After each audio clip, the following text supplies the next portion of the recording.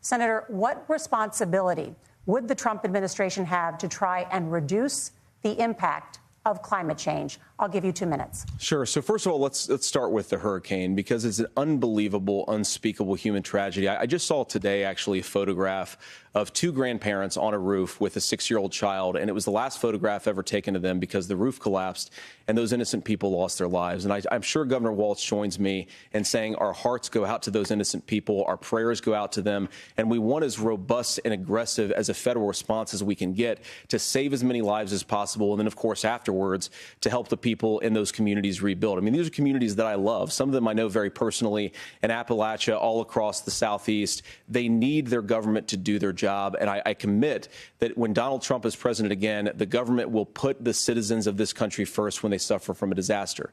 Now, Nora, you asked about climate change. I think this is a very important issue. Look, a lot of people are justifiably worried about all these crazy weather patterns. I think it's important for us, first of all, to say Donald Trump and I support clean air, clean water. We want the environment to be cleaner and safer. But one of the things that I've noticed some of our Democratic friends talking a lot about is a concern about carbon emissions, this idea that carbon emissions drives all of the climate change. Well, let's just say that's true, just for the sake of argument, so we're not arguing about weird science. Let's just say that's true. Well, if you believe that, what would you want to do? The answer is that you'd want to reshore as much American manufacturing as possible, and you'd want to produce as much energy as possible in the United States of America, because we're the cleanest economy in the entire world. What have Kamala Harris's policies actually led to? More energy production in China, more manufacturing overseas, more doing business in some of the dirtiest parts of the entire world. And when I say that, I mean the amount of carbon emissions they're doing per unit of economic output. So if we actually care about getting cleaner air and cleaner water, the best thing to do is to double down and invest in American workers and the American people. And unfortunately, Kamala Harris has done exactly the opposite. Governor Walz, you have 2 minutes to respond. Well, we got close to an agreement because all those things are happening. Look, first of all, it is a horrific tragedy with this hurricane, and my heart goes out to the folks that are down there in contact with the governors. I serve as co-chair of the Council of Governors as we work together on these emergency managements. Governors know no partisanship. They work together. So all of the governors and the emergency responders are on the ground. Those happen on the front end.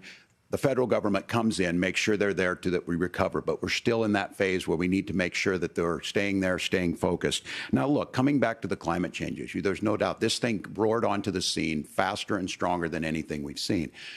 Senator Vance has said that there's a climate problem in the past. Donald Trump called it a hoax and then joked that these things would make more beachfront property to be able to invest in. What we've seen out of the Harris administration now, the Biden-Harris administration, is we've seen this investment. We've seen massive investments, the biggest in global history that we've seen in the Inflation Reduction Act, has created jobs all across the country. 2,000 in Jeffersonville, Ohio, taking the EV technology that we invented and making it here. 200,000 jobs across the country. The largest solar manufacturing plant in North America sits in Minnesota. But my farmers know climate change is real. They've seen 500-year droughts, 500-year floods back to back. But what they're doing is adapting, and this has allowed them to tell me, look, I harvest corn, I harvest soybean, and I harvest wind. We are producing more natural gas and more oil at any time than we ever have. We're also producing more clean energy.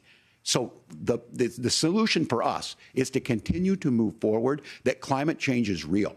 Reducing our impact is absolutely critical, but this is not a false choice.